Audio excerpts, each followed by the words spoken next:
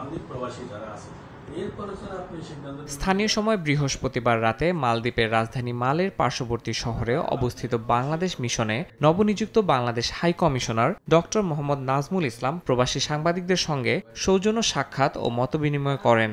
সভায় সাংবাদিকরা প্রবাসে কাজ করার সময়ে তাদের সম্মুখীন বাধা বিপত্তি তুলে ধরেন।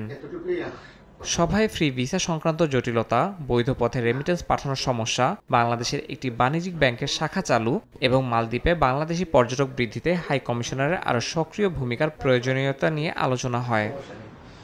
মিশনের পক্ষ থেকে সহায়তার আশ্বাস দিয়ে হাই কমিশনার বলেন, মালদ্বীপে বিপুল সংখ্যক প্রবাসী বাংলাদেশি আছেন এবং তাদের সমস্যাও কম নয়। প্রবাসীদের সুবিধা নিশ্চিত ও দেশের ভাবমূর্তি উজ্জ্বল রাখতে মালদ্বীপে অবস্থানরত গণমাধ্যম কর্মীদেরও এগিয়ে আসার আহ্বান জানান তিনি।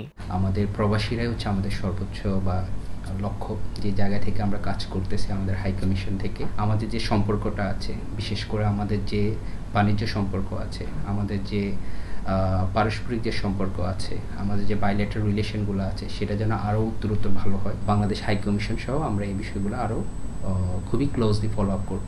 সভা শেষে সাংবাদিক ফোরামের নেতারা হাই কমিশনারকে ফুল দিয়ে শুভেচ্ছা জানান। হাই কমিশনার আগামীতেও প্রবাসী সুবিধার্থে নিয়মিত মতবিনিময় অনুষ্ঠানের আশা ব্যক্ত করেন। সময় সংবাদ, মালদ্বীপ।